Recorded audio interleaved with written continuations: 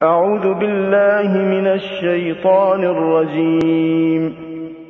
بسم الله الرحمن الرحيم. الحمد لله رب العالمين الرحمن الرحيم مالك يوم الدين إياك نعبد وإياك نستعين اهدنا الصراط المستقيم صراط الذين أنعمت عليهم غير المغضوب عليهم ولا الضالين.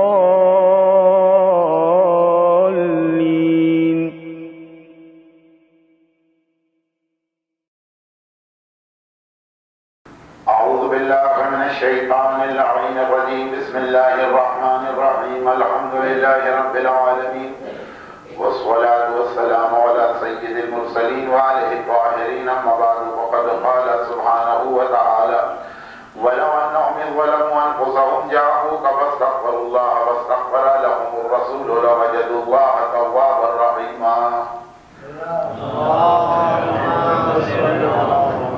شہر مدینہ منورہ کے قیام کے حوالے سے پہلی گزارش تو یہ کر دی جائے کہ چونکہ یہاں پہ مکے کے برعکس ہماری زیارت دو طرف ہوتی ہیں، ایک مسجد النبوی میں اور ایک جنت البقیع میں یا بقیع کے قبرستان میں. اور پھر مردوں کے لیے ٹائمنگز الگ ہیں، عورتوں کے لیے الگ ہیں. اس لیے تقریباً یہ دو جمع دو چار یا تین مختلف حصوں میں آپ کو اپنا دن تقسیم کرنا ہوگا. ساتھ ساتھ یہ مسئلہ بھی ہے کہ رات کے 10:30 بجے کے بعد حرم بند ہو جائے گا خواتین کے لیے، تو اس سے پہلے ہی تو زیادہ تر عبادتیں آپ کو دن کو کرنا ہے. چنانچہ کچھ ایسا اس تیزی کے ساتھ دن گزرتا کہ مجلس کے لیے اول تو وقت نکالنا مشکل ہوتا، اور اگر وقت نکل آئے تو کسی طولانی تقریر کی گنجائش نہیں. مکے میں تو ایک ایڈوانٹیج یہ ہے کہ ساری عبادت حرم میں ہے. دن کو 2 گھنٹے کی مجلس بھی ہو گئی تو ساری رات آپ حرم میں بیٹھ کے حرم کی عبادت کا کوٹا پورا کر سکتے ہیں. یہاں پہ اگر ذرا سی لمبی مجلس ہو گئی تو چند گھنٹے ہی جو آپ کو مل رہے ہیں دن کے وہ بھی کم ہو جائیں گے. اس لیے بیان مختصر رہے گا. آج اور زیادہ مختصر بیان کرنا، اس لیے کہ صبح سے 3 الگ الگ قافلوں کو الگ الگ انداز سے حرم کی ابتدائی زیارت سمجھ، اور ان تینوں قافلوں میں اس وقت سے لے کے رات 9 بجے تک 3 الگ الگ اوقات میں 3 مجلسیں دی. چنانچہ آج پاکستان پلگرم سوسائٹی کی اس مجلس میں میں آ بھی نہیں رہا تھا. مولانا محترم موجود ہیں، کچھ ضرورت بھی نہیں ہے، میرا آنا تو خالی خانہ پوری ہوتی ہے. لیکن محترم عباس بادامی صاحب نے کہا کہ آدھے گھنٹے کے لیے صحیح، لیکن آ جائیں گے. اچھا، اب یہ تو میں نے آئندہ کی مجالس کے حوالے سے بات کی ہے کہ یہاں کی مجلسیں مختصر رہیں. آج پہلی مجلس میں ہم کسی ترتیب کے ساتھ کوئی موضوع لے کے آگے نہیں بڑھ رہے، کیونکہ اس وقت الگ الگ لوگوں کو الگ الگ مسئلے پیش آ رہے ہیں. اسی لیے الگ الگ 2-3 منٹ کی کچھ باتیں. اچھا، یہ بھی میں بتا دوں کہ یہاں کے قیام میں 7 مجلسیں ہوتی ہیں. 7 بھی نہیں بلکہ 6. 8 دن کا قیام ہے. آخری دن عمرہ تمتع کے احرام کی تیاریاں اور پھر سارا سامان کی پیکنگ اور اصل کے قریب نکل جانا، جس کی وجہ سے اسے الوداعی اعمال تو ہوتے ہیں، مجلس نہیں ہوتی. تو 7 دن باقی رہتے ہیں. 7 دن میں جس دن اطراف میں مکہ کی مدینے کی بس والی زیارتیں ہوں گی تو سارا دن اس میں نکل جائے گا، وہ مجلس بھی ہو ہی نہیں سکے گی. باقی کل 6 مجلسیں. لیکن ایک ایڈوانٹیج یہ کہ جو کہ حجت الاسلام مولانا نقوی صاحب قبلہ ہیں تو کچھ وہ کچھ میں کسی نہ کسی طرح 6 دن کی مجالس میں مدینے کا اہم بیان آپ تک پہنچ ہی جائے گا. بہرحال اسے غنیمت سمجھیے کہ صرف 6 دن کی آپ کو یہاں مجلس مل رہی ہے، جبکہ مدینہ وہ شہر کہ قدم رکھنے کے بعد ہی اگر کوئی واقعی مومن ہے دل ہی یہ چاہتا ہے کہ جتنا رو سکے جتنا رو سکے جتنا رو سکے اتنا رو. معصوم کی وہ حدیث جو آپ نے اپنے وطن میں تو بار بار سنی، یہاں بھی سن لیجیے کہ الحکامون خمسون، جب سے دنیا بنی ہے قیامت تک رونے والے تو 5 ہی گزرے، اور ان 5 چوتھا نام اپنی دادی کا دیا اور 5واں نام چوتھے امام کا دیا. جب سے دنیا بنی ہے قیامت تک فاطمہ کی طرح سے گریہ کسی نے نہیں کی، سید الساجدین کی طرح سے ماتم کسی نے نہیں کی، اور ان دونوں شخصیتوں نے یہ ماتم اسی شہر مدینہ میں کیا. اسی کی گلیاں ہیں، اسی کی سڑکیں ہیں، اسی کے بازار ہیں، اسی کے مکانات. جو کبھی وارث حسین سید الساجدین کے ماتم کے گواہ بنے اور کبھی ان سے بھی پہلے رسول کی اس دکھیاری بیٹی کے ماتم کے گواہ بنے، جن کو آج بھی ہم سلام کرتے ہیں تو السلام علیہ ایتھا المظلومۃ المغصوبہ المستعلۃ المقصورہ. سلام اس بیوی پر جن پہ ظلم بھی کیا گیا، جن کے حق کو غصب بھی کیا گیا، جن کی پسلیوں کو توڑا بھی گیا. شہر مدینہ بہت مختصر وقت رہے گا اس شہر میں آپ آ کے رہیں. یہ اندازہ کیجئے گا کہ جس شہر کی فضائیں اور ہوائیں اور زمین اور ریت اور مٹی کی ضرورت فاطمہ زہرا کے گریے کی گواہ. مجلس کی اہمیت بھی آپ کے ذہن میں ہو. حالات کچھ ایسے کہ کچھ ایرانی قافلے سب نے اور کچھ خلیجی قافلے تو پھر بھی حرم کے صحن میں بیٹھ کے کبھی مجلس کر کے کچھ آنسو بہا لیتے. ہمارے لیے تو یہی اپنے ہوٹل کی لابی ہے جس کے اندر تھوڑی سی زحمت اٹھا کے مجلس میں آ جائیں تو یہ چند آنسوؤں کے بہانے کا موقع ملے اور صحیح معنوں میں یہیں بیٹھ کر رسول زادی کو ان کے بابا کا فرصہ بھی دے سکتے اور خود ان کا فرصہ. یہ بیان تھوڑی دیر کے بعد آئے گا، لیکن چونکہ قیام مکہ اکثر لوگ اس باقاعدگی سے مجلس میں شریک نہیں ہو پا رہے. مدینے کے اندر یہاں کے اعمال اور زیارت کا حصہ سمجھ لیجئے کہ یہ مجالس بھی ہے. اب آئیے صحیح معنوں منزل مسائل پر پہنچنے سے پہلے چند متفرق مسائل. جیسا کہ میں نے عرض کیا تھا اور شاید مردوں کے سامنے یہ بات میں نہیں کہہ سکا تھا، خواتین کے لیے کہا تھا اور دوسرے قافلوں میں تو چھوٹے قافلے ہیں تو ایک ساتھ کہا تھا کہ پہلا دن آپ حرم میں جائیے، کچھ سمجھ میں نہیں آئے گا، کچھ سمجھ میں آئے گا، کچھ پتہ نہیں چلے گا کیا جگہ ہے، کہاں آئے ہیں، کیا کرنا ہے کیا نہیں کرنا. لیکن پہلے دن کی یہ بے ترتیبی، پہلے دن کا یہ پریشان ہو جانا بڑا اچھا. اسی کی مدد سے پھر آہستہ آہستہ ایک ایک دو زیارتوں کا بیان ہوتا جائے گا، ہر چیز آپ کے لیے واضح ہوتی جائے گی. اس سال ابھی تک آج 26 اقادہ ہو گئی، بہرحال ابھی تک مدینے میں وہ رش نہیں ہوا تو تھوڑا بھی ابھی آپ کے پاس یہ غنیمت موقع ہے. 2-3 دن کے بعد بڑے بڑے کے قافلے آ رہے ہیں تو شاید حرم میں داخل ہونے کا موقع بھی نہ ملے. لیکن جسے میں کم رش کہہ رہا ہوں پرانے تجربے کی روشنی، وہ بھی بعض مومنین کے لیے اچھا خاصا اور ٹھیک ٹھاک رش.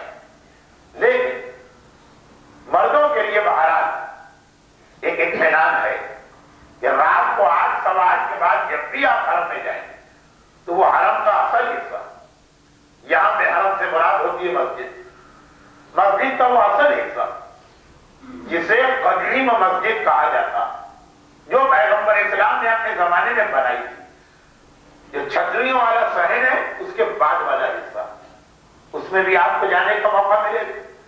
اور پھر رفتہ رفتہ 9 سوا 9 سے جو مجمع باہر باقی بھاجا مجمع بھی باہر جانے لگے گا تو ویسے ویسے آپ کو اور زیادہ اطمینان سے عبادتوں کا موقع ملے گا۔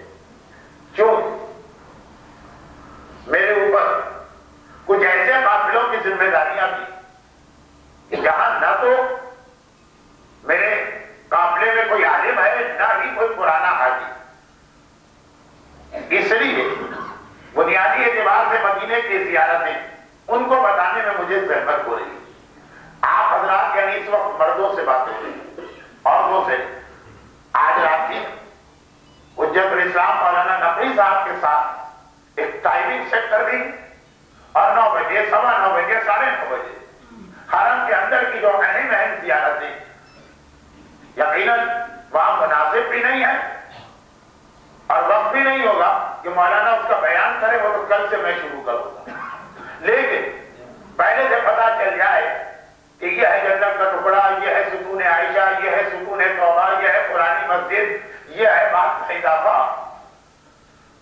تو یہ آج کسی وقت مولانا تو جیسا میں نے کہا کہ ہر وقت آپ کی خدمت کے لیے تیار اور آمادہ، تو آج رات کی ساری چیزیں اگر آپ دیکھ لیں تو کل کی مجلس سے جب یہ بیان شروع ہوگا تو آپ کے لیے بات سمجھنے میں آسانی ہوگی۔ پھر یہ چارج یہاں پہ لگایا گیا، اسے بھی آپ جانے سے پہلے کسی وقت دیکھ لیجیے گا۔ وہاں آج رات کو مختلف قافلے، 2-3 قافلوں کے بارے میں مجھے پتا کہ وہ آج رات کو 9، سوا 9، 9:30، 9:45، کل جب میں حرم میں تھا تو 11:15 بجے کے قریب انہوں نے سب کو باہر نکالا۔ بہت وقت ہوتا ہے عشاء کے بعد سے لے کے 11:15 تک، تو آج رات کئی قافلے چھوٹے چھوٹے گروپ بنا کر، بڑا گروپ یہاں پہ ایک مسئلہ، چھوٹے چھوٹے گروپ بنا کے یہ زیارتیں خالی نام کی حد سمجھ، پھر انشاءاللہ اس کا بیان ہوگا۔ خواتین سے یہ گزارش ہے کہ انتظامیہ شاید کوشش کرے، لیکن ان کو یہ زیارتوں کا زیادہ بیان مجلس کی شکل میں ملے گا تو جتنا وہ توجہ سے سنیں گی اتنا ہی ان کے یہ زیارتوں کو سمجھنا اور ان سے استفادہ کرنا آسان ہوگا۔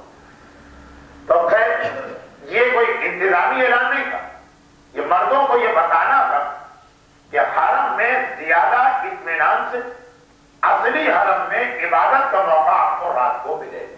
اور پھر ماشاءاللہ اس قافلے میں کتنے ہی پرانے حاجی اور ان سے بڑھ کر عمرہ کرنے والے جو یہ ساری چیزیں سمجھے ہوئے ہیں۔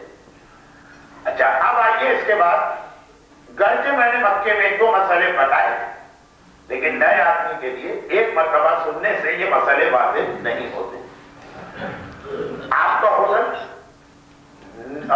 جدید مدینے میں واقع، اس لیے بہتر یہ ہے کہ یہاں پہ اگر کبھی کوئی نماز آپ کو پڑھنا پڑے تو قصر ہی پڑھیے گا۔ اگرچہ آقا سیستانی کے یہاں جدید مکے میں بھی اجازت ہے لیکن بہتر ہے، لیکن حرم کے اندر یعنی مسجد کی حدود کے اندر چاہے پرانی مسجد ہو چاہے نئی مسجد، آپ کو اختیار ہے نمازیں قصر بھی پڑھ سکتے ہیں اور پوری۔ شاید یہ مسئلہ مجھے بعد میں بتانا چاہیے تھا، پہلے جملہ اور کہنا چاہیے۔ شرعن اور فقہی اعتبار سے آپ مدینے میں مسافر ہیں کیونکہ آپ کا قیام 10 دن سے کم، صرف 2 روزوں کی اجازت ہے جو آج کچھ لوگوں نے رکھے ہو، اور نماز کے لیے مسجد کے اندر تو آپ کو پورا پورا اختیار ہے۔ ہوٹل میں بھی اختیار ہے لیکن بہتر یہ ہے کہ یہاں پہ آپ قصر ہی پڑھیے، اور ابھی سے 4-5 دن بعد والی ایک چیز کا اعلان ہو جائے، وہ یہ کہ اطراف کی زیارت ہو، ظہرین کی نماز کا وقت وہیں پہ آ جاتا، وہ نمازیں قصر ہو، کیونکہ اطراف کی زیارت ہو تقریباً ہم جدید مکہ مدینے سے بھی بہت باہر ہوں۔ اچھا یہ تو نماز کا مسئلہ ہوا، روزے کا ہوا، میں وقت نہیں لگا، پرانی چیز کی تکرار ہے اس لیے 1-1 منٹ۔ اب آئیے ایک مسئلہ خواتین سے متعلقہ، اور شاید ساری دنیا، مدینہ وہ واحد جگہ جہاں کے لیے یہ مسئلہ ہے، واجبات کا نہیں لیکن ایک مستحبات کا مسئلہ، لیکن وہ مسئلہ جو مستحبات کا ہے یہ شاید دنیا میں اور کسی جگہ کے لیے نہیں۔ میرا حافظہ تو اس وقت کام نہیں کر رہا، لیکن اس سے پہلے اصل مسئلہ جس کے ذیل میں یہ مسئلہ آئے گا، اصل مسئلہ یہ ہے کہ جو خواتین پیریڈز میں ہیں وہ مسجد النبوی کے کسی بھی دروازے سے مسجد میں داخل نہیں ہو سکتی، اور یہ بہت بڑی آزمائش یا امتحان بن جاتا کہ 8 دن کا قیام ہے، اور اگر اس میں 6-7 دن یا 8 دن ایک عورت نجس رہے تو گویا اس کے اعتبار سے اس کا یہاں کھانا ایک طرح سے بیکار ہو گیا، گھر پہ بیکار نہیں ہوا، اس کو اجر و ثواب پورا ملے گا، لیکن روضہ رسول کی جھلک بھی نظر نہیں آئی، اور وہ واجبات کا مسئلہ ہے جس کے اندر کوئی کمپرومائز نہیں۔ تو جو عورت پیریڈز کے اندر ہے، چاہے یہ پیریڈز پورے قیام مدینہ تک ہو جائے یا آدھا قیام اس میں نکل جائے، 4 دن 5 دن، بہرحال اس دوران مسجد کے اندر داخل ہونے کی اجازت نہیں، لیکن جو مسجد کے باہر کا صحن جہاں پہ آج ہم لوگوں نے زیارت شروع میں پڑھی، وہ اور اس کے پیچھے کا علاقہ جو گرل لگی ہوئی ہے مسجد کے چاروں طرف، اس کے بھی اندر جا سکتے ہیں۔ پیریڈز کے عالم میں جو جانا حرام ہے، وہ جو لکڑی کے دروازے یا جوتے اتار کے آدمی اندر جاتا، وہ عورت کے لیے حرام۔ البتہ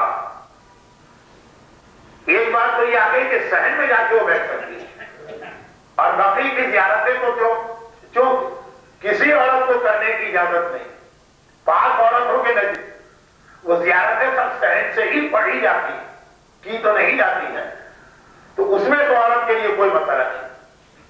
پیریڈز کے عالم میں نماز حرام، لیکن نماز کے علاوہ چاہے رسول خدا کی زیارت ہو، چاہے شہزادی کی زیارت ہو، چاہے ائمہ بقی کی زیارت ہو، چاہے باقی بقی کی زیارتیں ہوں، کتاب کھول کر وہ ساری زیارتیں پڑھی جا سکتی ہیں۔ اور جیسا کہ میں نے کہا کہ اس مسئلے میں پاک و نجس عورتوں میں کوئی فرق نہیں، کیوں؟ پاک عورتوں کو بھی جہاں تک جانے دیتے ہیں، نجس عورت کے لیے شرط وہاں تک جانے کی اجازت ہے۔ لیکن ایک مسئلہ پیریڈز والی عورت کے لیے ایسا کہ شاید دنیا میں کہیں اور نہیں، کہ جو عورت پیریڈز کے عالم میں ہو، 2 صحیح حدیثیں، آیت اللہ سیطانی فرماتے ہیں کہ دونوں حدیثوں پہ میں نے ریسرچ کیے، دونوں صحیح حدیثیں، 2 صحیح حدیثوں، خاص مدینے کے لیے ایک مسئلہ آیا کہ اگر کوئی عورت اپنے پیریڈز میں ہو تو وہ مقام جبرائیل کے جتنا قریب جا سکتی ہے جائے، اور وہاں کھڑے ہو خصوصی یہ دعا کرے کہ اللہ جلدی سے اسے پاک کرے تاکہ وہ حرم میں داخل ہو۔ اچھا، یہ والی دعا اگر کوئی عورت مکے میں نجس ہو گئی، لا محالہ کرے، کربلا میں، نجف میں، کارمین میں، مشرق میں، جہاں پیریڈ والی عورت کے لیے پابندی خود سے کرے گی، لیکن مدینے کی حد تک نہ صرف یہ کہ نص یعنی حدیث سے معتبر میں اس کا ذکر آیا، بلکہ جگہ بھی بتائی، مقام جبرائیل کے قریب جاتا ہے، اور مقام جبرائیل ان زیارتوں میں تو ہم لوگ کروائیں گے جو مدینے کی پیدل کی زیارتیں ہوں، جو مکے میں ہم نے آخری دن جس طرح مکے میں جو کاروان مکے سے ہمارے ساتھ آ رہا، ہم نے 2 طرح سے زیارتیں کی، بس میں بیٹھ کر اور پیدل، یہاں بھی اسی طرح سے ہوں، لیکن وہ تو جب ہوں گی سو ہوں گی۔ جن خواتین کا یہ مسئلہ ہے وہ زیادہ تو نہیں ہوں گی قابل 2 3 4، یا وہ یا ان کے مرد، اگر ان کو یہ معلوم کرنا ہے مقام جبرائیل کہاں پڑے تو وہ الگ سے رابطہ کر رہے ہیں۔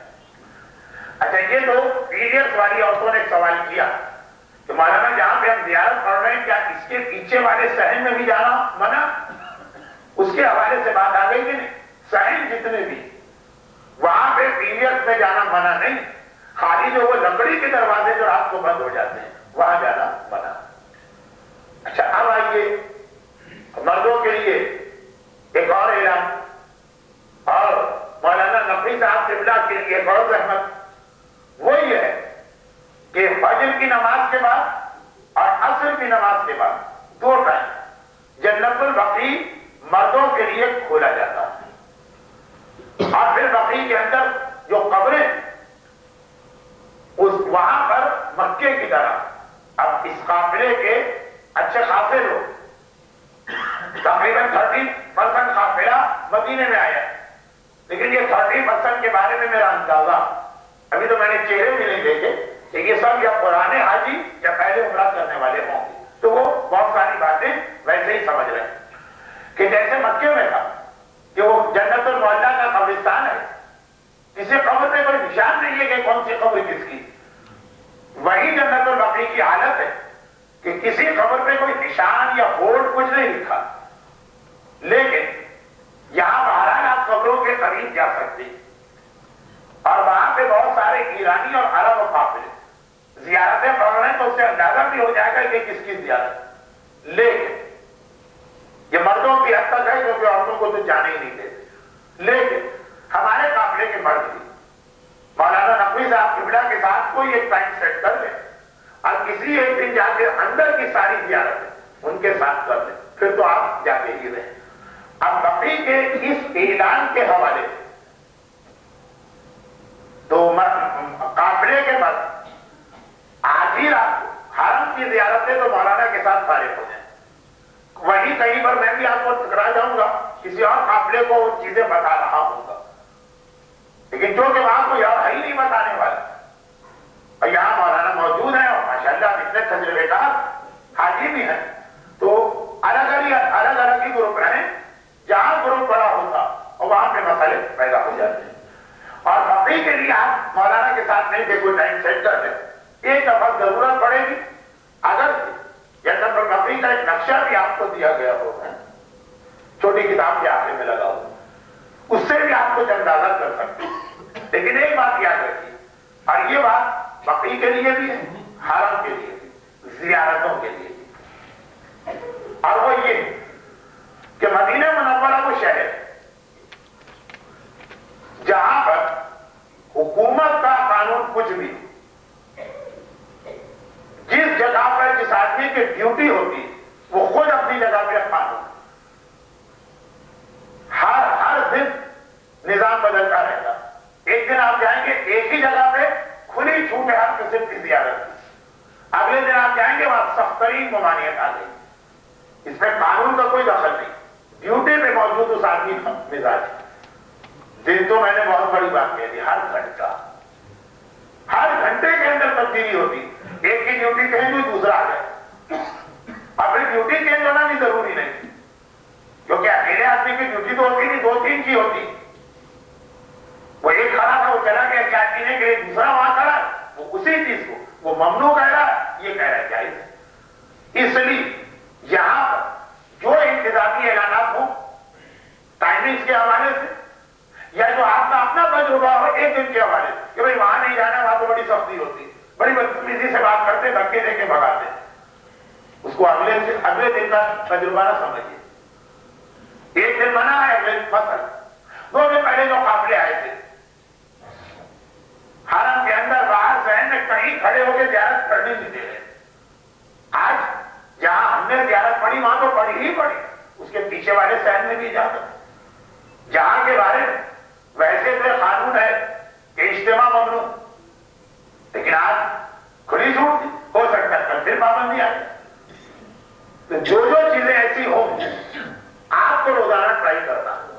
بقیع کے حوالے سے ایک بات یہ ہے کہ انہوں نے اصول بنا لیا ہے کہ جنت البقیع کے قبرستان کے اندر ایک وقت میں اندازاً اتنے حاجیوں کو جانے دیں، مثلا مجھے نہیں معلوم کیا ہے 800، گھر سے دروازہ کھل جاتا ہے صبح اور شام، 800 پہنچے وہ دروازہ بند کر دیتے، اس لیے آپ جیسے آج اگر آپ جا کے دیکھیں عصر کے بعد عصر کی نماز بہت سے لوگ حرم میں جگہ ہے پھر بھی باہر پڑھتے، کیوں؟ عصر کے فوراً بعد بقیع کا دروازہ کھلتا اور 10 منٹ کھلا رہتا، جتنا مجمع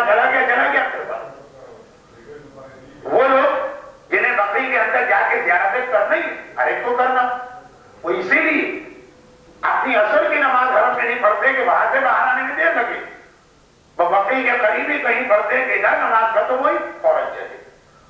اور فجر میں شروع میں کتنے لوگ چلے جائیں, پھر دروازہ اندر کا مین گیٹ کھلا, لیکن جو اوپر جانے کا دروازہ یا راستہ ہے وہ بند ہو جاتا. یہ میں نے اس لیے کہا کہ ایک دن آپ گئے اور آپ کا دروازہ بند ہے, تو آدھے دن آپ یہ سوچ کے گھر میں بیٹھ جائیے کہ وہاں تو جانے کا چانس ہی نہیں. اور خاصا امکان یہ کہ آنے والے 2-3 دن کے بعد شاید بقی میں کچھ سہولتیں بڑھ جائیں. ایک تو ابھی ایرانی قافلے بہت آ رہے ہیں, اور اس سال سعودی حکومت اور ایرانی حکومت میں ایک ایگریمنٹ یہ بھی ہو گیا کہ ایرانی قافلے کی خواتین کو بھی اندر جانے دیں, ناممکن چیز. تو اگر اس پہ عمل ہوا تو ہو سکتا ہے کہ حضرات میں اگر ہماری عورتیں تو وہ بھی ایرانیوں کے ساتھ چلی جائیں. اور دوسرا یہ کہ ایرانیوں سے زیادہ جو ان کے لیے مسئلہ ہوتا وہ ہے عرب علاقے سے جو شیعہ قافلے آ رہے ہیں, جن کی نہ صرف ایک زبان وہی ہے کہ جو یہ لوگ بولتے ہیں, بلکہ وہ واحد لوگ ہیں جو عرب کے اپنے شیعہ, جو ان پہ چڑھ کے باتیں کرتے ہیں. یہ لوگ گھبرا بھی جاتے ہیں اور ڈر بھی جاتے ہیں. خصوصاً ابھی 1-2 دن کے اندر حزب اللہ کا جو قافلہ لبنان سے آئے گا اور آقا حسین نصر اللہ کی قیادت میں, تو ہو سکتا ہے انہیں آپ حرم کے صحن باجماعت نماز پڑھتے بھی دیکھیں, تقریر کرتے بھی سنیں. ان کا انداز ہی بڑا جہاد والا انداز ہوگا. خیر ہم لوگ وہ کر ہی نہیں سکتے. لیکن سارے مواقع سے آپ فائدہ اٹھائیے. اور خواتین سے بھی گزارش ہے اور مردوں سے کہ رات کا وقت تقریباً 9 بجے کے بعد, مرد تو پھر بھی حرم کے اندر ہوتے لیکن عورتیں تو نہیں جا سکتی. حرم اور جنت البقیع کے درمیان جو علاقہ وہ شیعہ قافلوں سے بھر جاتا, اور عجیب انداز سے کہیں ماتم ہے, کہیں مجلس ہے, کہیں گریا ہے, کہیں دعائے کمیل چل رہی ہے, کہیں پہ زیارتیں چل رہی. ایک بہت دل کو چھو لینے والا ماحول رات کو بنا کرتا. یہ ساری چیزیں جو ہیں 2 دن میں آپ کو خود ہی معلوم ہو جاتی. اب آئیے میں اس حوالے سے ایک آخری اعلان کروں, اور وہ یہ ہے, یہ خاص عورتوں کے لیے کہ جنت البقیع کی ابھی کئی زیارتیں ہم نے اس لیے چھوڑ دی تھی کہ آج خواتین کے لیے خاص طور پر خواہش تھی کہ زیادہ سے زیادہ وقت وہ مسجد کے اندر گزارے, اور تقریباً 9:15 ساڑھے 9 سے وہ عورتوں کو نکالنا شروع کر دیتے آہستہ آہستہ. تو اس لیے بقیع کی کچھ وہ زیارتیں جو ائمہ کے برابر تو حیثیت رکھ ہی نہیں سکتی ہیں, بلکہ شاید ان کی حیثیت خاصی کم ہے اور کچھ اہم بھی ہے, یہ رہ گئی. تقریباً صبح 7:15 بجے میں یہ زیارتیں خواتین کے لیے, اور اگر کوئی مرد بھی آ جائے تو حرج نہیں ہے, بقیع کے اس حصے میں پڑھاؤں گا جو آپ کے ہوٹل سے حرم کی سڑک کے بالکل شروع ہے. دوسرے قافلے کو تو ساری زیارتیں پڑھانا ہے, وہ بالکل سامنے ہی رہتے ہیں. اور اگر آپ میں سے بھی خصوصاً خواتین میں سے کوئی آنا چاہے تو آ سکتا ہے. یہ کوئی آفیشیل اعلان نہیں, خالی ایک انفارمیشن. تو مرد تو چونکہ خود مولانا کے ساتھ کسی وقت بقیع کے اندر جا کے زیارتیں کریں گے بھی اور پڑھیں گے, تو ان کے لیے تو اتنا مسئلہ اہم نہیں. خواتین کے لیے میری طرف سے خالی ایک اطلاع ان کو دی گئی, یعنی مستشفل ولادہ کے بالکل سامنے جو بقیع کا حصہ پڑتا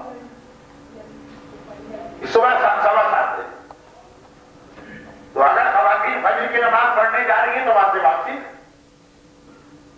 اور انہیں یہ بھی کر سکتی ہیں کہ کل فجر کی نماز میٹنگ میں پڑھیں کیونکہ سحری وغیرہ میں اٹھنا پڑے گا, اور پھر 7:15 بجے وہاں زیارتوں میں شریک ہو 7:15 ساڑھے 7, اور پھر حرم میں چلی جائیں تو ان کا وقت 7:30 سے 9:30 تک اندر کی عبادتوں کے لیے ان کا وقت ہوتا. اچھا, یہ تو کل صبح کی باقی ماندہ زیارات بقیع کے حوالے سے اعلان ہوتا. حرم کے کچھ ٹائمنگ بتا دیے گئے, نجاست والی عورت کا مسئلہ ہو گیا, قصر و تمام کا مسئلہ ہو گیا, اور یہ جو ایک آج جو اعلان تھا یہ آپ تک پہنچ گیا. اب آئیے, آج صبح بتائی ہوئی ایک بات کی تکرار, یہ تو اعلانات کچھ زیادہ اس میں نظر آئے. اعمال جنت البقیع کے اعمال تو صرف یہ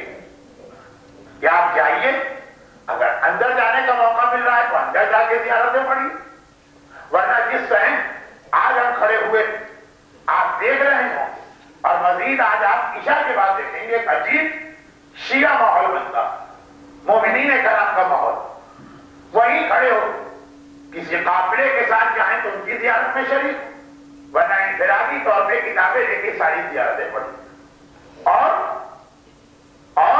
اپنی حاجت میں، جیسے کربلا معجزہ میں تو باقاعدہ ہم روزے میں جاتے ہیں تو زیارت کے بعد کیا ہے، حاجت ہی ہوتی، یہاں آپ کو نہیں جانے دے رہے تو باہر کا علاقہ، اسی کو روزے کے قائم مقام سمجھیے۔ اب آئیے مسجد کی طرف، جہاں نماز شب سے لے کے نماز عشاء تک عورتوں کو اور رات کے 10:30 پونے 11 تک مردوں کو رہنے کی اجازت ہو۔ اب یہ الگ بات ہے، پرانی مسجد نئی مسجد، زیارت کے پہلو سے پرانی مسجد کی اہمیت زیادہ، لیکن وہ جو ایک حقیقت کہ میری مسجد کی ایک نماز 1,00,000 یا 10,000 نمازوں کے برابر، وہ پوری مسجد کے لیے ہے، چاہے نئی مسجد ہو چاہے پرانی مسجد۔ نئی مسجد ہم کہتے ہیں چھتریوں والا جو صحن، اس کا نام ہی یہ پڑ گیا، وہاں سے بالکل آخر باب النساء، یہ ساری نئی مسجد، یعنی یہ ساری مسجد پیغمبر اسلام کے بعد بنائی گئی، تو اس سب کے اندر نماز کا ثواب وہی 10,000 کا۔ اور اس وقت میں اپنی تقریر کو لمبا بھی نہیں کرنا چاہتا ہوں اور بوجھل بھی، اس لیے تفصیل میں نہیں جا رہا ہوں۔ جن جن مراجع کے نزدیک قالین پہ سجدہ جائز نہیں، وہ لامحالہ چھتری والے صحن میں یا پیچھے کی مسجد میں ہی نماز پڑھیں۔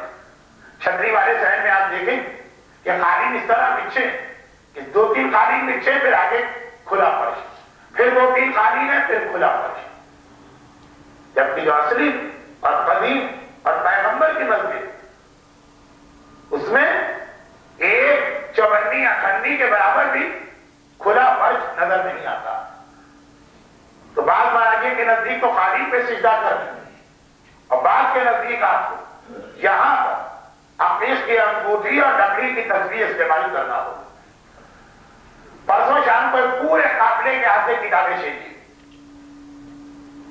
آج کوئی مسئلہ نہیں، تو لکڑی کی تصویر کو فلحال استعمال کریں، لیکن اس طرح نہیں کہ معلوم ہے پورا قافلہ ایک ہی جگہ نماز پڑھ کے ایک ہی جگہ لکڑی کی تصویر رکھے ہوئے الگ الگ بکھر جائے، کیونکہ ایران کے لوگ زیادہ تر امام خمینی آقا خامنہئی کی تقلید میں تو وہ قالین کے سجدے کی اجازت دیتے ہیں، ان کے دائیں بائیں کچھ لوگ ادھر کچھ ادھر۔ اور رات کا جو وقت مردوں کے لیے میں بتا رہا ہوں، اس میں تو ہوتے ہی سارے اپنے لوگ ہیں، وہ منکر و نکیر بھی سوال ہوتے ہیں، لیکن وہ اتنی سختی نہیں کر پاتے۔ بہرحال اگر ایک چیز نمایاں ہو جائے تو سختی ہوتی۔ تو خلاصہ ہی ہے کہ لکڑی کی تصویر یا عقیق کے اوپر سجدے کے مسئلے کے علاوہ، یعنی یہ چیز اگر کسی وجہ سے کسی وقت آپ کے پاس نہیں، یہ چھین دی، تو جو پرانی مسجد ہے اس میں پھر آپ نماز نہیں پڑھ سکتے۔ صرف آغا خوئی اور آغا خمینی اور خامنہئی نے قالین پہ سجدے کی اجازت دی، باقی آپ کو پیچھے کی مسجد میں جہاں فرش ہے وہ تلاش کرنا۔ تو پرانی مسجد کا زیارت کے اعتبار سے مقام ہے، لیکن نماز کے ثواب کے اعتبار سے پوری مسجد میں نماز کا ایک ہی ثواب۔ اور مسجد النبوی کی سب سے بڑی عبادت زیادہ سے زیادہ قضا نماز ہے، جیسے خانہ خدا میں طواف، یہاں پہ نماز ہے، لیکن بہرحال نماز پڑھتے پڑھتے بھی آدمی تھک جاتا ہے۔ نماز کے علاوہ قرآن اور وظائف الابرار اور مفاتیح کی مختلف وہ دعائیں جو آپ ویسے ہی وطن میں پڑھتے رہتے ہیں۔ یہ لوگ مسجد النبوی کے اندر آپ کو کیا کرنا، ہو سکتا ہے کہ کبھی آپ دن میں 4 دفعہ جائیں، 5 دفعہ جائیں، نمازیں آدھا نماز تو ہے ہی، اس کے علاوہ قضا نمازیں جتنی ہو سکے، اور قرآن اور دعائیں۔ لیکن اب بس یہ لیکن کے بعد جو بات ہے اسی پہ آج کا بیان مکمل ہے۔ لیکن جب بھی جائے، دن میں 50 دفعہ بھی جائے، اجازت لے کے جانا۔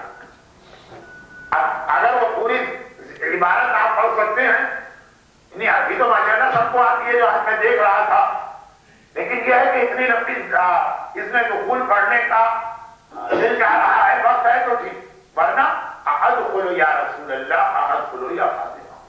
جب 50 دفعہ اگر آپ جا رہے ہیں تو 50 دفعہ پڑھیں.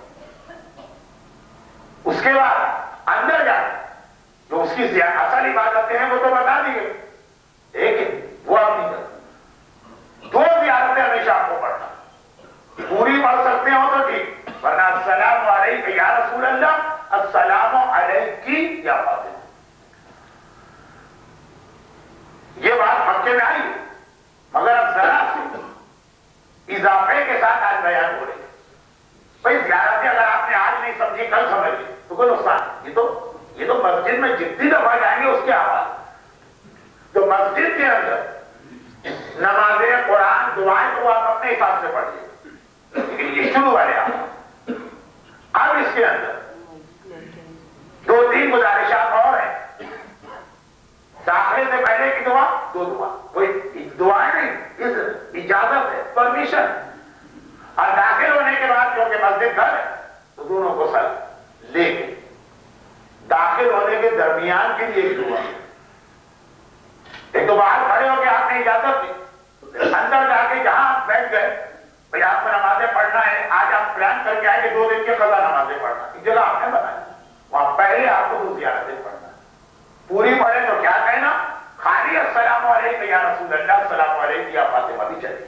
لیکن جب آپ دروازے سے گزر رہے ہو، دروازے سے ہمیشہ میری مراد ہوگی وہ لکڑی کے دروازے جہاں تک جوتیاں پہن کے جاتے ہیں وہاں پہ جوتیاں اتار کے بیگ میں رکھتے ہیں اور پھر آگے انٹر ہوتے ہیں.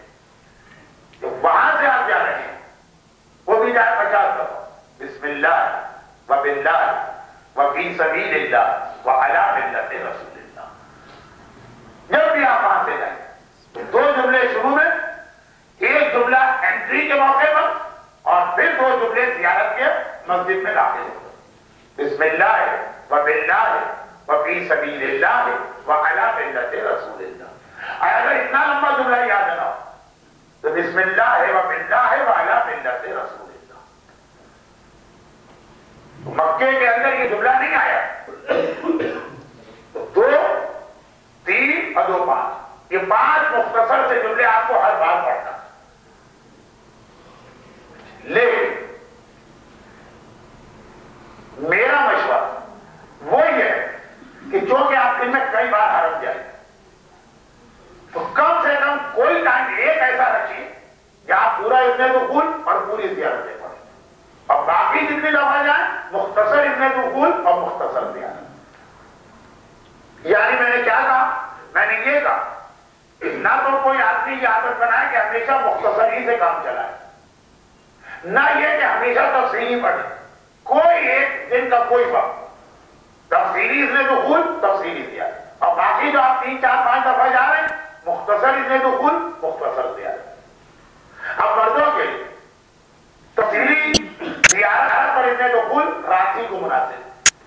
جب آپ بالکل آگے جنت کے ٹکڑے تک پہنچ کے زیارت کر سکتے ہیں، زیارت تک پڑھنے کی سب سے بہترین جگہ بھی وہی، تو وہ دن میں جتنی دفعہ جائیں مختصر جملوں سے اسے کام چلائے. لیکن رات تک پورا کریں کہ پہلے پورا ابن دخول پڑھیں گے اور پھر اندر جب جائیں بڑھتے بڑھتے بڑھتے بڑھتے جنت کے ٹکڑے تک پہنچ کر ہاں تو بیٹھ کے عبادتیں ہی کرنا ہے تو تفصیلی زیارتیں دونوں پڑھیں دن میں ایک بار. بہرحال یہ تو میرا مشورہ. مسئلہ یہ ہے کہ چاہے آپ ہر مرتبہ مختصر سے کام کرائیے اور چاہے آپ ہر مرتبہ تفصیل والی چیزیں پڑھیں، دونوں کی اجازت دی گئی. البتہ جب بھی آپ زیارت پڑھیں اس کی نماز ضرور پڑھیے. چنانچہ آج ہم نے جو ایک مسئلہ بتایا تھا خواتین کو وہ پھر میں دوہرا دوں کہ جب بھی آپ حرم میں جائیں گے 6 نمازیں زیارت پڑھنا پڑے گی. 2 رکعت نماز زیارت رسول خدا کی قربت اللہ، 2 رکعت نماز زیارت فاطمہ زہرا کی، 2 رکعت امام حسن کی، 2 رکعت امام سجاد کی، 2 رکعت نماز امام باقر کی، 2 رکعت امام صادق کی. 6 زیارت دن میں کم از کم ایک بار یہ نماز زیارت بھی پڑھی، اور دن میں کم از کم ایک بار حرم میں جائیں تو 100 مرتبہ اللہ اکبر کی تسبیح پڑھیں. اتنی ساری چیزیں ہوں گی، اتنی ساری، وہ سب سرکولر کی شکل میں لگا دی جائیں گی. لیکن اب آئیے آخری باری سے دوہرا دوں، اتنی زیادہ بھی نہیں. دن میں جتنی مرتبہ جائیں مختصر اتنے دخول، گیٹ سے جاتے وقت بسم اللہ و باللہ و علی ملت رسول اللہ، اندر جا کے مختصر دیا. کم از کم دن میں ایک بار ائمہ بقی کی زیارت باہر شہر میں پڑھیے، پورا تفصیلی اتنے دخول رسول خدا شہزادی کی لمبی زیارت پڑھیے، پھر حرم کے اندر جا 6 نمازیں زیارت پڑھیے اور 100 مرتبہ اللہ اکبر پڑھیے. یہ روزانہ کم سے کم ایک مرتبہ تو آپ اپنا طریقہ رکھیں. نماز زیارت اب پہلے دن کے بعد وہی نماز تحیت المسجد کا کام کرے گی. تو نماز زیارت ہو گئی، 100 مرتبہ کی تسبیح ہو گئی، اور جو زیارتیں آپ کو پڑھنا ہے تھوڑا سا اس کا بیان ہو گیا. اور پھر اس کے بعد حجت رضا مولانا نقوی صاحب قبلہ تو ہیں، جو چیز زیادہ کھچ ہو گئی ہے اور سمجھ میں نہیں آ رہا ہے تو آپ ان سے بتا، بڑی خوشی سے آپ کی خدمت کریں گے. اور کل کی مجلس سے پہلے تو میں بھی آ جاؤں گا، اور صبح بھی جو زیارتیں میں پڑھا رہا ہوں اس وقت بھی زیارتوں کے بعد کوئی مسئلہ مسائل پوچھا گیا تو پھر مجھے اعتراض نہیں. یہ ہو گیا اگلے 24 گھنٹے آپ کو کس طرح کا دن گزارنا. ابھی میں بالکل وہ اہم باتیں کر رہا ہوں جو آپ کو اصولت میں کرتا. پھر اب اس کے بعد تھوڑی تھوڑی تفصیلی باتیں آئیں. 1-1.5 دن تو آپ ایسا گزاریے کہ آپ کی مرضی. یہ جو باتیں بتائیے یہ 15-20 منٹ میں ہو جائیں گی. اس کے بعد اپنی مرضی، جدھر مسجد کے اندر جانا ہے جائیے، جو دعا مانگنا ہے مانگیے، جو زیارت کرنا ہے کیجیے. جس ستون سے چاہے نمٹ جائیے، جس ستون کے قریب جا کے دعا کیجیے. بعض اوقات لائبریری کی وجہ سے بھی لوگ ایک دوسرے کا مذاق اڑا. ایک ستون کا نام یہاں لکھتا ہے ستون عائشہ، وہ مولانا دکھائیں گے کہ یہ ستون عائشہ. اس کے بالکل برابر ہے ستون توبہ. ستون توبہ کا بیان آج کے مجلس میں مولانا نے کیا. لیکن ستون عائشہ کی بھی خاصی اہمیت. ہوا کیا؟ ایک دفعہ کی بات ہے جب میں نے ستون توبہ کی وہ فضیلت بتائی جو ابھی مولانا بتا چکے، تو کچھ بڑے مخلص عقیدے والے مومنین اسی وقت اور ساروں قطار ہونے لگے. اتنا روئے گریا کیا خشی کی چڑھتے داڑھی ہو گئی ستون سے چڑھ. آپ نے کسی آدمی نے گھنٹے بعد دیکھا ہم لوگوں کو شانہ ہلایا، یہ تو ستون عائشہ ہے جس سے چمٹ کے تم رو رہے. اچھا جو صاحب تھے ان کے ذہن میں یہی تھا کہ یہ ستون تو ہمارا نہیں ہو. چلے وہ تو تھے جو 1.5-2 گھنٹے روئے تھا تو کر کے باہر کہ میری ساری زحمت بیکار چلی. بیکار نہیں گئی، اس کی بھی جائے گئی تھی. معلوم ہی نہیں تھا. تو میرا رونا وہ تو جذبہ تھا. اب جو پہلی دفعہ کا جذبہ ہوتا وہ دوسری دفعہ میں نہیں ہوتا. وہ تو میں نے ظاہر کر دیا کسی غلط شخصیت نہیں. ایسا نہیں، اس کی اپنی ایک حیثیت. تو وہ تاریخ نہ معلوم ہونے کے نتیجے میں یہ باتیں ہمارے ایک قافلے میں گزرا ہوا. جس انداز سے وہ توہین کر کے وہاں سے نکلے وہ گناہ بن گئے. اس لیے یہ ستون توہین والا نہیں ہے، اس کی ایک حیثیت. لیکن پہلے آپ جا کے دیکھ آئیے، پھر میں بتاؤں گا. اور آج ویسے ہی میں نے تھوڑا سا اپنے آپ سے شروع کر دیا، آدھے گھنٹے کا بیان 40 منٹ جو ہو گئے بس میں اختتامی مرحلے پہ آ رہا ہوں. اور وہ اختتامی مرحلہ یہ کہ بہت ساری چیزیں ایسی یہاں پہ قسمتی یہ ہوئی کہ ان مومن کو یہ معلوم نہیں تھا کہ اس کی بھی ایک اہمیت ہے. جو اگر میں یاد ہو گیا یا لکھتا یا چمٹا یا میں نے آنسو بہائے تو اس کی اپنی ایک حیثیت. جب ٹھیک کام میں نے کیا لائبریری کی وجہ سے بہت ساری چیزیں ایسی ہیں کہ معلوم بھی اس وقت ذہن میں نہیں آتی. جو بعض علماء علامہ آدم الاسماء کلھا کی تفصیل کرتے، اللہ نے نام الگ بتائے، مسمى الگ دکھائے، آدم نے ان کی تدبیر کی. بہت بڑا گاڑا سا جملہ ہو گیا. اس کی تشریح بعد میں آپ مولانا سے پوچھ لیجیے گا. وہ مسجد النبوی میں بھی ہوگا. ساری جو چیزیں نہیں معلوم ہو تو جو معلوم ہے وہ بھی وقت پہ یاد نہیں آتی. مثلا جب آپ مسجد میں جائیں گے اور آدمی گئے اور پرانی مسجد میں پہنچے تو ممبر نظر آئے، یہ ممبر رسول. یہ یاد نہیں آیا ہوگا کہ اسی ممبر رسول پہ رسول خطبہ دے رہے ہیں. جب حجرہ سیدہ کا دروازہ کھولا حسین باہر آیا. حسین کا دامن حسین کا پیر کرتے کے دامن میں اڑ گیا، حسین گرنے کے قریب، یہی ممبر تھا جہاں سے رسول خطبہ توڑ کے دوڑ کے گئے، میرا حسین گرنے نہ پائے، خطبہ ٹوٹتا ہے تو ٹوٹے جائے، اور لے کے اپنی آغوش میں لے کے واپس ممبر پہ آئے، اور اس طرح خطبہ دیا۔ خطبہ عبادت ہے، بعض نمازوں کا جز ہے خطبہ، اور اس طرح خطبہ دیا کہ گود میں حسین کو بٹھایا ہوا اور عبادت کا سلسلہ جاری۔ ساری زندگی وطن میں سنی ہوئی روایت، ممبر دیکھ کر کچھ کے ذہن میں تو آ جاتا ہے کہ یہ وہی ممبر ہے، اکثر کے ذہن میں نہیں آتا۔ آج آپ نے محراب رسول دیکھی ہوگی، یہ دو چیزیں وہ ہیں، خواتین ان سے محروم رہتی، کیونکہ جو خواتین کے لیے حرم میں جانے کے اوقات ہیں پرانے حرم، اس میں بھی یہاں تک ان کو نہیں جانے دیتے، لیکن مردوں محراب رسول دیکھی ہو، اور جس طرح لوگ وہاں مجمع بنا کے نماز پڑھ رہے، بتا کہ یہ ہے جہاں رسول نماز پڑھتے، مگر وطن میں سینکڑوں مرتبہ سنا ہوا بات ہے، وہ شاید ذہن میں نہ آیا کہ اسی محراب میں رسول سجدے میں، اور حسین کھیلتے کھیلتے پشت رسالت میں اسی محراب میں آ کے سوار ہوئے۔ 70 مرتبہ رسول نے سبحان ربی الاعلیٰ و بحمدہ تو کہا، لیکن اپنے سر کو سجدے سے نہ اٹھایا جب تک کہ حسین خود سے نہ اترے۔